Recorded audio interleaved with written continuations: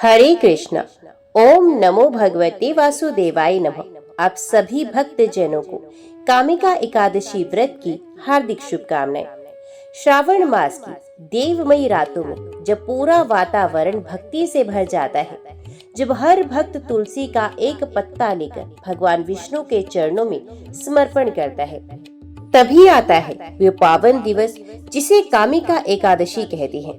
कामिका एकादशी एक ऐसा व्रत जो केवल शरीर को नहीं बल्कि आत्मा को भी शुद्ध करता है, जहाँ हर भावना, हर प्रार्थना श्री हरि के चरणों तक पहुँचती है।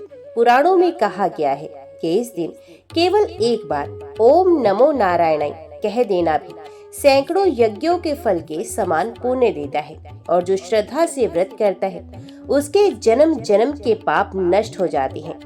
यह दिन है अपने मन की कामनाओं को त्याग कर परमात्मा के प्रेम में विलीन होने का, अपने भीतर बैठे लोभ, मोह, क्रोध को त्याग कर विष्णु भक्ति के प्रकाश को अपनाने का। तो आइए मन को शांत करें, श्वास श्वास में प्रभु का नाम भरें और इस दिव्य अवसर पर कामिका एकादशी व्रत को श्रद्धा, संयम और विश्वास से पूर्ण करें।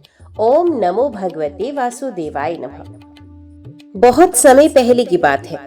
उत्तर भारत के मध्य में बसे एक छोटे से गांव का नाम था शिवपुर। यह गांव प्रकृति की गोद में बसा हुआ था। चारों ओर हरियाली, खेतों में लहराती फसलें और बीच से बहती एक पतली सी नदी जिसका नाम था कामिनी। गांव के लोग सीधे साधे, परिश्रमी और धार्मिक थे। घर घर में तुलसी के चौरे पर दीप जलते, मंदिरों में शंख बजते और सावन में शिवालयों में बोल बम की गूंज उठती। गांव में एक गरीब किसान रहता था, रामू। वह ना तो पढ़ा लिखा था, ना ही बहुत समझदार, पर उसकी मेहनत की मिसाल पूरे इलाके में दी जाती थी। सर पर पुरानी पगड़ी, बदन पर खादी का कुर्ता और चेहरे पर पसीने की लकीरों में छिपी श्रद्धा, यही थी उसकी पहचान। रामू के पास सिर्फ 2 बीघा जमीन थी। मौसम की मार, कभी सूखा तो कभी ओलावृष्टि, ये सब उसके जीवन का हिस्सा थे। वे दिन रात खेत में खटता, पर फसल कभी सही नहीं होती। कर्ज का बोझ सर पर बढ़ता गया। गांव के जमींदार भैरव सिंह से उसने कई बार ब्याज पर धन लिया था, लेकिन चुका नहीं पाया। अब हाल ये था कि उसकी पत्नी धनी और एक छोटा बेटा गोविंद भी अधपेट खाकर सोते थे। कई बार ऐसा हुआ कि रामू ने खुद उपवास रखा ताकि परिवार को 2 रोटी मिल सके। गांव के लोग कहते, रामू तेरी किस्मत ही खराब है। रामू हंसकर कहता, नहीं भाई, भगवान सब देखता है, एक दिन न्याय जरूर करेगा। एक दिन जब बारिश बिल्कुल नहीं हुई और जमीन फटने लगी, रामू की पूरी फसल सूख गई। वे खेत में बैठकर जोर जोर से रो पड़ा, हे भगवान, मैंने तेरा क्या बिगाड़ा? क्या मेरी मेहनत इतनी तुच्छ है? क्या गरीब को जीने का हक नहीं? उस दिन रामू पूरी रात मंदिर में बैठा रहा, बिना खाए पिए। वे भगवान विष्णु की प्रतिमा के आगे रोता रहा, प्रार्थना करता रहा, मुझे रास्ता दिखा प्रभु, मैं हार गया हूँ, अब सब तेरे हाथ में है। अगली सुबह गांव में एक विरक्त साधु पधारे। उनका चेहरा तेजस्वी था, पर आंखें करुणा से भरी थी। वे गांव के शिव मंदिर के पास ठहरे और गांव वालों को उपदेश देने लगे, धर्म, करुणा और सच्चे व्रतों की शक्ति के बारे में। रामू भी वहां बैठा था, थका हुआ, टूटा हुआ। संत ने उसकी आंखों में देखा और कहा, बेटा, तुम्हारी आत्मा थकी नहीं है, बस विश्वास डगमगा गया है। क्या तुम एक व्रत का पालन कर सकते हो? रामू ने सर झुका दिया, अगर आप कहें तो 100 व्रत करूंगा। हे महाराज, संत मुस्कुराए, तो सुनो, कामिका एकादशी आ रही है। ये भगवान विष्णु को अत्यंत प्रिय है। यदि तुम इसे श्रद्धा से करोगे तो भगवान स्वयं तुम्हारी परीक्षा में साथ देंगे। संत ने रामू को कामिका एकादशी की पूरी विधि बताई। दशमी को एक समय भोजन, एकादशी का व्रत, कथा श्रवण, तुलसी पूजन, रात्रि जागरण और विष्णु सहस्त्र नाम का जप, द्वादशी को अन्नदान और व्रत पारण। संत ने कहा, जो इस दिन श्री हरि का स्मरण करता है वे पापों से मुक्त होता है, और जो कामिका एकादशी को व्रत रखता है उसे सदा के लिए दुखों से मुक्ति मिलती है। रामू ने संत के चरणों में सर रख दिया, महाराज, मैंने आज तक कभी व्रत नहीं रखा, पर अब जीवन का हर दिन भगवान को समर्पित करूंगा। रामू जब घर लौटा तो उसकी आंखों में एक अलग तेज था। पत्नी ने पूछा, कहीं से धन मिला क्या? रामू ने मुस्कुराकर कहा, इस बार ऊपर वाले से मिलेगा। उसने साफ सफाई की, तुलसी चौरा सजाया, घर में एक कोना विष्णु पूजा के लिए तय किया और मन से तैयारी शुरू कर दी। कामिका एकादशी के दिन उसने नियम पूर्वक उपवास रखा। सुबह स्नान कर तुलसी अर्पण किया, दिन भर भगवान विष्णु के नाम का जप किया। रात को जागरण करते हुए संत द्वारा दी गई कामिका एकादशी व्रत कथा को पढ़ा। ये कथा स्वयं श्री कृष्ण ने युधिष्ठिर को बताई थी। इसमें एक ब्राह्मण की कथा आती है जिसने गलती से हिंसा कर दी, पर कामिका एकादशी व्रत के प्रभाव से उसके सभी पाप नष्ट हो गए और उसे विष्णु लोक की प्राप्ति हुई। रामू जब ये कथा पढ़ रहा था तो उसकी आंखों से आंसू बह रहे थे। हे भगवान, यदि आपने उस ब्राह्मण को क्षमा किया तो मेरे जैसे अधम को भी जरूर अपनाओगे। द्वादशी के दिन रामू ने व्रत पारण किया। गरीबों को जो थोड़ी बहुत अनाज थी वो बांटी। उसी समय गांव का पुराना जमींदार भैरव सिंह वहां आया और बोला, रामू, तुमने मेरा कर्ज नहीं चुकाया, अब जमीन मेरी होगी। पर तभी गांव के ही पटवारी दौड़ते हुए आए, रामू, सरकार की तरफ से एक योजना में तुम्हारा नाम निकला है। तुम्हारी जमीन पर अब ट्यूबवेल लगेगा, बीज मिलेगा और कर्ज माफ होगा। भैरव सिंह अवाक रह गया। रामू वहीं जमीन पर गिर पड़ा, दोनों हाथ आसमान की ओर उठाए, प्रभु, ये आपकी ही कृपा है, ये तो कोई सपना है। रामू के जीवन में जैसे कोई नई सुबह आई थी। कामिका एकादशी का व्रत उसका जीवन बदल गया। पर ये तो बस शुरुआत थी, अभी तो आगे गांव में भी बदलाव आने वाला था, क्योंकि जब एक व्यक्ति का हृदय बदलता है तो समाज में परिवर्तन अवश्य आता है। कामिका एकादशी के कुछ ही दिन के बाद शिवपुर गांव के आसमान में अचानक बादल घेर आए। महीनों से सूखी जमीन अब ठंडी हवाओं और बारिश की बूंदों से भीगने लगी। रामू खेत में खड़ा था, पाँव में कीचड़, सर पर पानी, पर आंखों में चमक। हे नारायण, ये वर्षा आपकी ही कृपा है। बारिश के साथ ही जमीन ने चमत्कार दिखाया। जहाँ पहले बीज भी नहीं उगते थे, वहाँ अब छोटे छोटे अंकुर फूटने लगे। धान की नन्ही पोत जब हरी होकर झूमने लगी तो रामू की आंखें भर आई। गांव वालों ने आश्चर्य से देखा, रामू के खेत सबसे पहले हरे हुए, ये कैसे हुआ? जिन्होंने कभी उसे अभागा कहा था, अब वही लोग पूछने लगे, तूने क्या किया रामू? रामू ने सबको बताया, मैंने कामिका एकादशी का व्रत रखा। संत ने बताया था कि यह व्रत भगवान विष्णु को प्रिय है। कथा सुनी, जागरण किया और श्रद्धा से व्रत रखा। गांव वालों को पहले यकीन नहीं हुआ, पर जिस किसान के खेत सूखते थे वहां अब हरियाली और ताजगी दिख रही थी। लोगों ने संत से निवेदन किया, महात्मा जी, हमें भी व्रत की विधि बताइए, हम भी भगवान की कृपा पाना चाहते हैं। संत ने गांव के मंदिर में एक बड़ा आयोजन किया, कामिका एकादशी कथा सप्ताह। संत ने सभा में कहा, कामिका एकादशी व्रत केवल भूखा रहना नहीं है, ये मन, वचन और क्रम से शुद्ध बनने की साधना है। जो इस दिन तुलसी पूजन करता है, भगवान विष्णु को जल अर्पित करता है और व्रत कथा श्रवण करता है, उसे तीनों लोकों का फल प्राप्त होता है।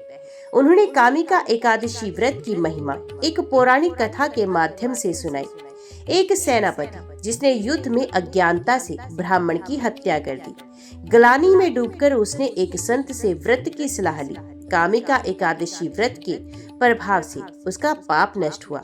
मृत्यु के पश्चात वे विष्णु लोक को प्राप्त हुआ। गांव के कई लोगों ने ये कथा सुनकर प्रण किया, अब हर एकादशी पर हम व्रत रखेंगे और भगवान विष्णु की आराधना करेंगे। जब फसल तैयार हुई तो रामू के खेतों में इतनी उपज हुई कि वे खुद भी दंग रह गया। धान, गेहूं, अरहर, हर चीज में इतना उत्पादन हुआ कि एक छोटे किसान से वे अब गांव का उदाहरण बन गया। गांव के पटवारी ने कहा, रामू, इस बार तुम्हें जिले से सम्मान मिलेगा, सबसे अच्छा किसान पुरस्कार। रामू ने झुककर भगवान का धन्यवाद किया। उसने कुछ धन गांव के स्कूल को दिया, कुछ मंदिर में और कुछ जरूरतमंदों को। ये सब प्रभु का है, मैं तो सिर्फ माध्यम हूँ। पर जीवन यूं ही सरल नहीं होता। एक दिन गांव में भयंकर महामारी फैल गई। कई बच्चे बीमार पड़ गए, बूढ़े थक गए और गांव का मंदिर बंद कर दिया गया। लोग डर गए कि शायद कोई शाप लग गया है। तब संत ने सबको बुलाया। ये समय डरने का नहीं, प्रार्थना करने का है। उन्होंने कहा, अगली एकादशी फिर से कामिका एकादशी है। यदि गांव का हर घर सामूहिक व्रत करे, कथा सुने, तुलसी पूजन करे, तो ये संकट अवश्य टल जाएगा। रामू ने नेतृत्व किया। मैं घर घर जाकर लोगों को समझाऊंगा, जो मैंने पाया है वो अब गांव पाएगा। अगली कामिका एकादशी पर शिवपुर गांव का दृश्य अद्भुत था। हर घर में दीपक, तुलसी चौराहे पर फूल, गंगाजल और नारायण का नाम। मंदिर फिर से खुला। गांव की औरतों ने भजन मंडली बनाई। संत ने कथा सुनाई। कामिका एकादशी और भगवत कृपा।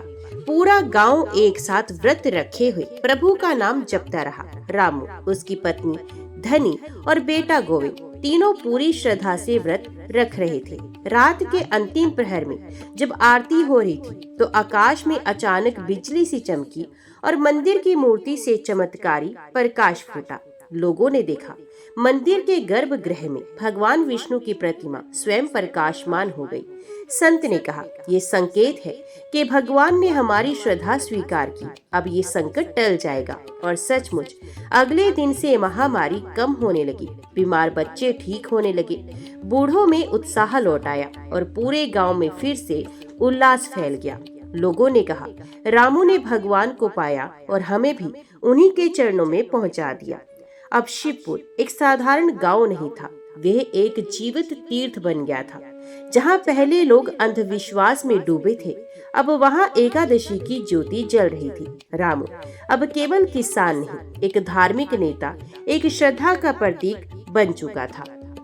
एक रात जब रामू गहरी नींद में था, उसने एक अलौकिक स्वप्न देखा। सपने में वह खेत में हल चला रहा था। तभी एक दिव्य पुरुष उसके सामने प्रकट हुए। नीलवर्ण, चतुर्भुज, शंख चक्र गदा और पद्मधारी, स्वयं भगवान विष्णु।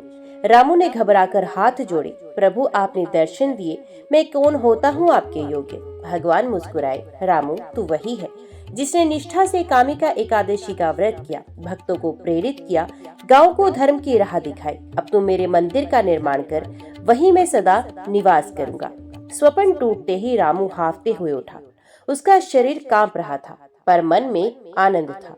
सुबह होते ही उसने गांव वालों को बुलाया। मित्रों, भगवान ने स्वप्न में आज्ञा दी है, मंदिर का निर्माण करना है। लोगों ने तुरंत समर्थन दिया।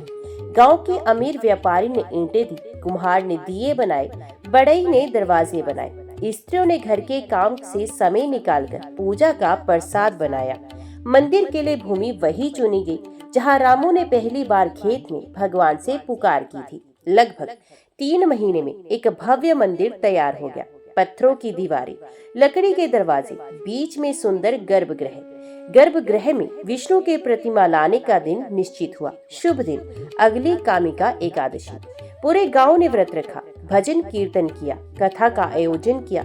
संत जी ने वैदिक मंत्रों के साथ भगवान की प्राण प्रतिष्ठा की। मंदिर का नाम रखा गया कामिकेश्वर नारायण मंदिर। उस दिन से गांव को नया नाम मिला, कामिका नगर।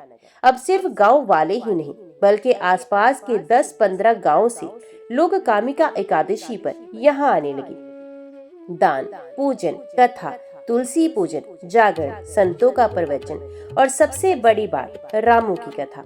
रामू अब बूढ़ा हो चला था, पर उसका चेहरा चमकता था। वे बच्चों को कहता, धन तो आता जाता है, पर जो एकादशी का नियम निभाए वे कभी दरिद्र नहीं होता है। रामू ने अपने अंतिम वर्षों में एक संकल्प किया, जब तक शरीर चलेगा हर कामिका एकादशी को व्रत, कथा और सेवा करूंगा, और मरने के बाद मेरी चिता वहीं चले जहां पहली बार भगवान ने कृपा की थी। और ऐसा ही हुआ। एक वर्ष जब वे 87 वर्ष का हो गया था, एकादशी के दिन कथा के बाद उसकी तबीयत खराब हुई। उसने अपने बेटे गोविंद से कहा, बेटा, व्रत कभी मत छोड़ना। जीवन की सबसे बड़ी खेती भक्ति है। और वहीं मंदिर के द्वार पर भगवान के नाम लेते हुए उसकी आत्मा परम शांति में लीन हो गई। आज भी उस गांव कामिका नगर में रामू की प्रतिमा मंदिर के पास बनी है। हर कामिका एकादशी को गांव वाले पहले उसकी मूर्ति को पुष्प अर्पित करते हैं, फिर कथा सुनते हैं। गोविंद ने अपने पिता की परंपरा को आगे बढ़ाया। अब उसका पोता भी विष्णु भक्त है। एक सामान्य किसान जो कभी भूखा सोता था, जिसने कभी हार मानने का मन बना लिया था, एक संत की बात पर विश्वास करके व्रत और भक्ति से भगवान के साक्षात दर्शन कर बैठा। यही कामिका एकादशी की महिमा है। जिसने भी श्रद्धा से इसे किया, उसे रामू जैसा आशीर्वाद मिला।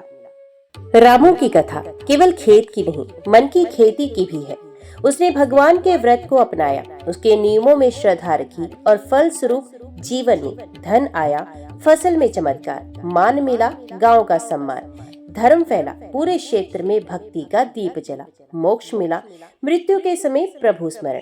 संत जी ने कहा, जो व्यक्ति कामिका एकादशी व्रत करता है, वे 100 राजस्व यज्ञ, 1000 गोदान और गंगा स्नान के पुण्य से भी ऊपर फल प्राप्त करता है। आज के युग में लोग कहते हैं, भक्ति से क्या होगा, व्रत रखने से क्या लाभ, ईश्वर कौन देख रहा है। ईश्वर सब देखता है, पर रामू की कथा हमें यही सिखाती है कि ईश्वर सब देखता है। एकादशी व्रत केवल भूखे रहने का नाम नहीं, वे आत्म शुद्धि का पर्व है। जब मन सच्चा हो, कर्म पवित्र हो और व्रत नियम पूर्ण हो, तो भगवान स्वयं कृपा करते हैं।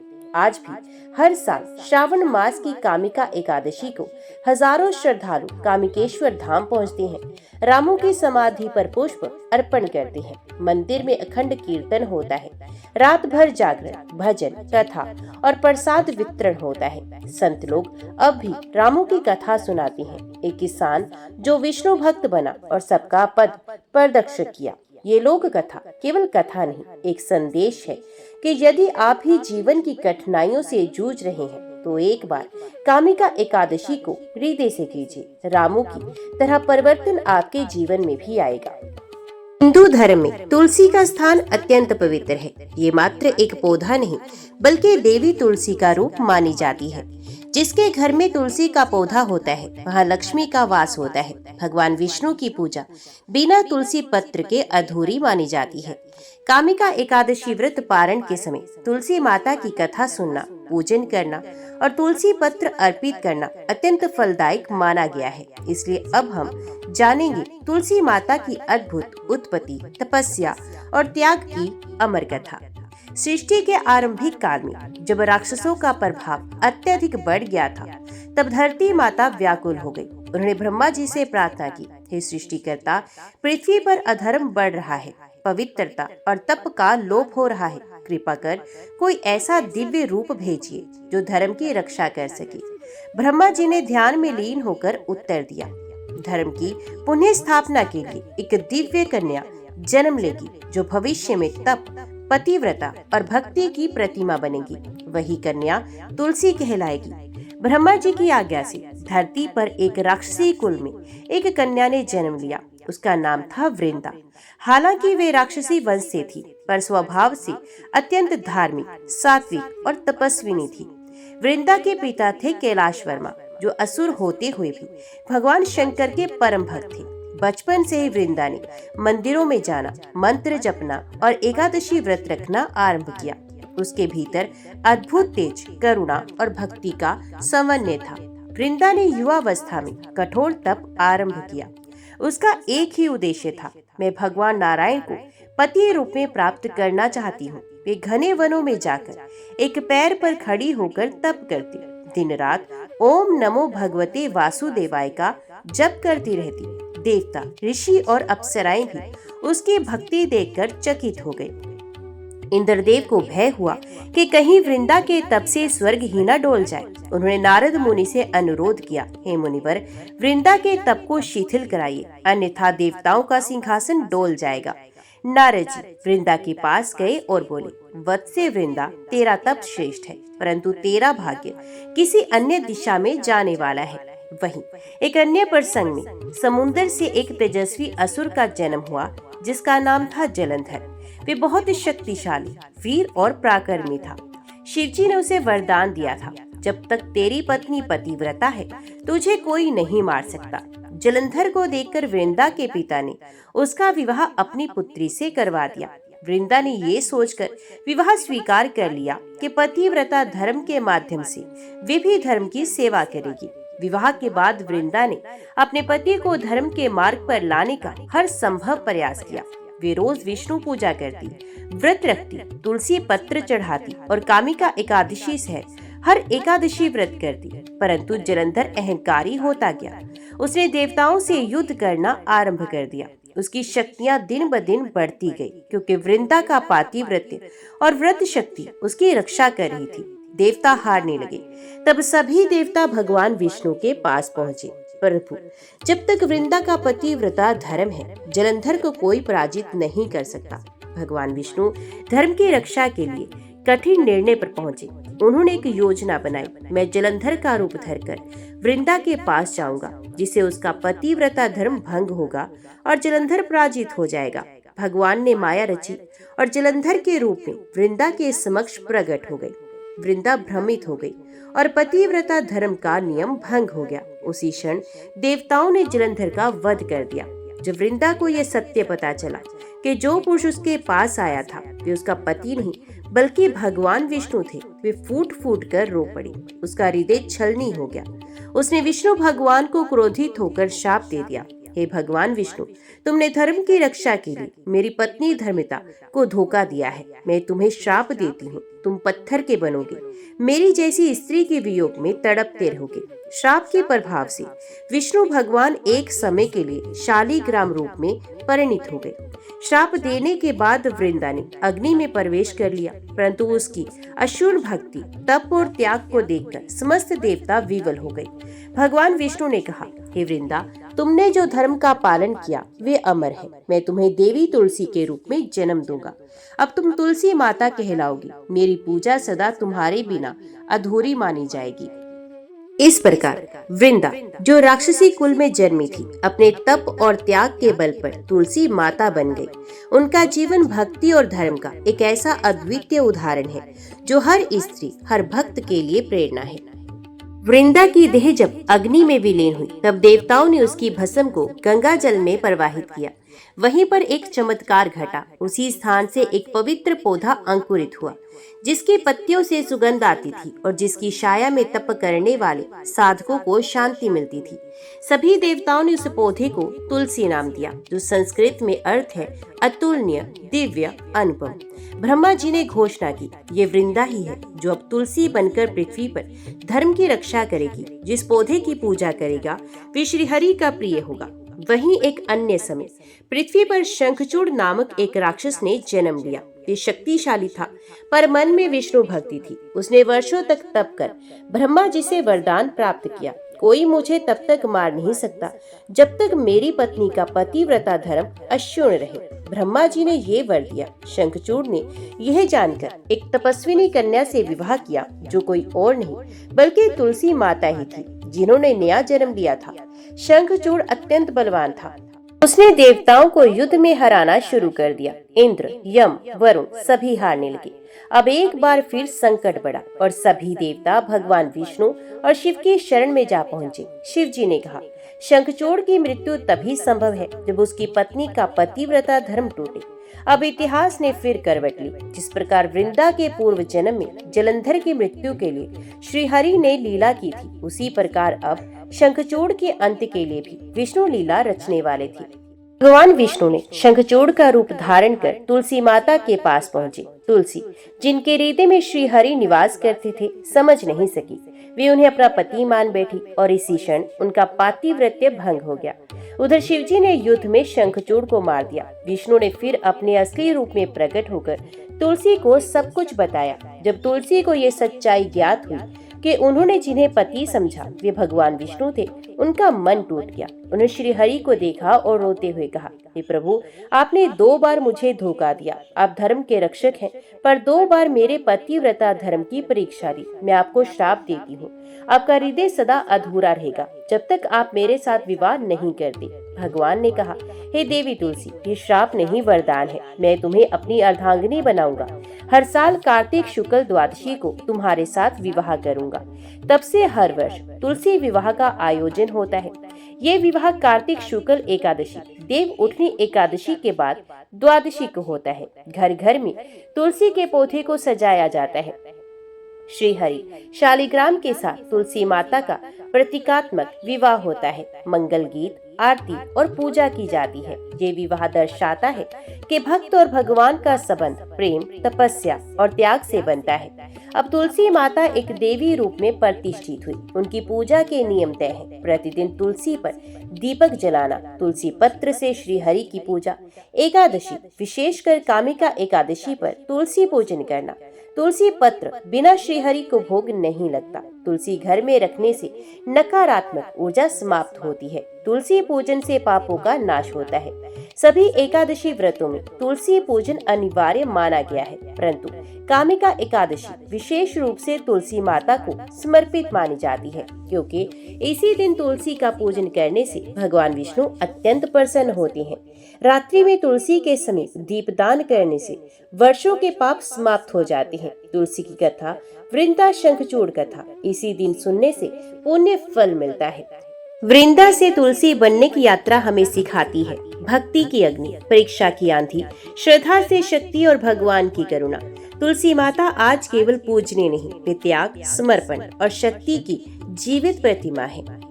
तुलसी माता की भक्ति को केवल पौराणिक गाथा ही नहीं बल्कि जीवन का सत्य माना गया है, क्योंकि तुलसी कोई साधारण स्त्री नहीं थी। उन्होंने अपने प्राणों की आहुति देकर धर्म और भक्ति की ज्योति जगाई।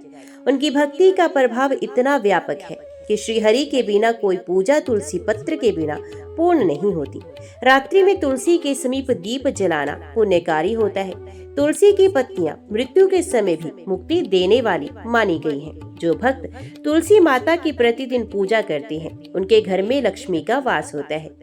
तुलसी पूजन के लिए प्रातः काल तुलसी के समीप जल से स्नान कर उसे स्वच्छ करें, दीपक जलाएं, कुमकुम, हल्दी, अक्षत, फूल चढ़ाएं, तुलसी स्तुति पढ़ें।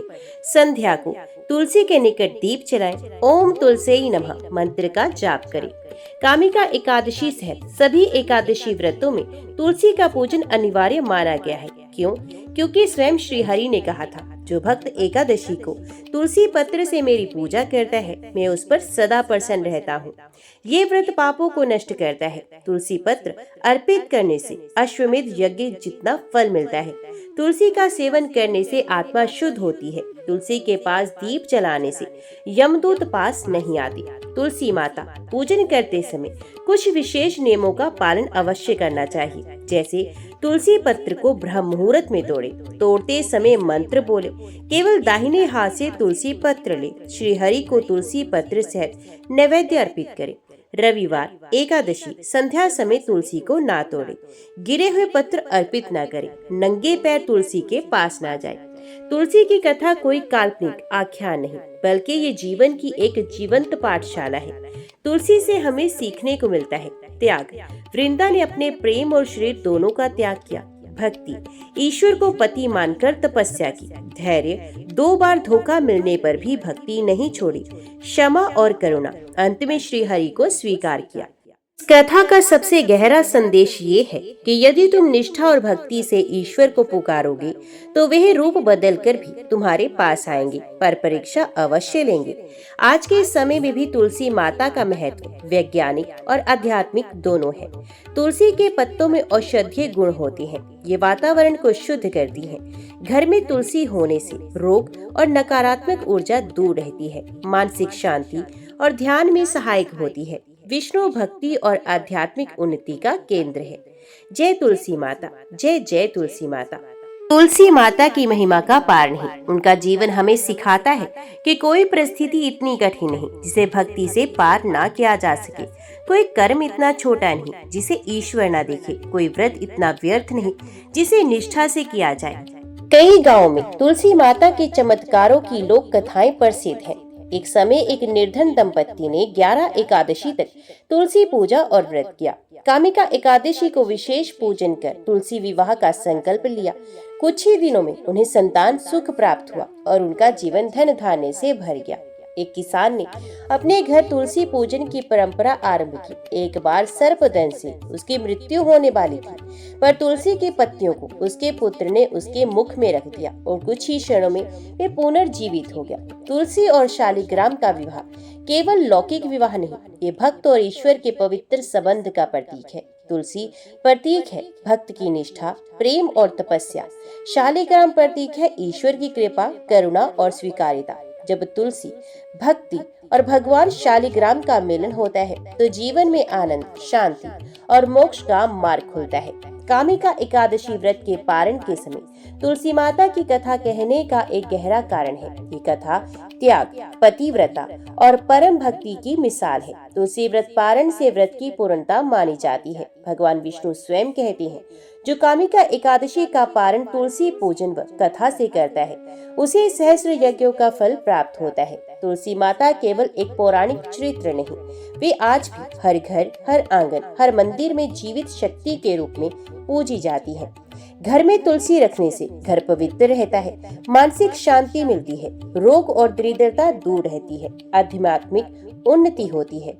तुलसी माता की कथा हमें ये सिखाती है कि कठिन समय में धैर्य रखो, जब धोखा मिले तभी भक्ति मत छोड़ो। तुम्हारी भक्ति एक दिन भगवान को झुकने पर मजबूर कर सकती है। तुलसी माता से ये प्रार्थना करें, हे तुलसी माता, हमारे हृदय में भक्ति का दीप सदा जलता रहे, हम जीवन भर पवित्र रहें और श्री हरि की कृपा हम पर बनी रहे। जय माँ तुलसी, जय जय माँ तुलसी।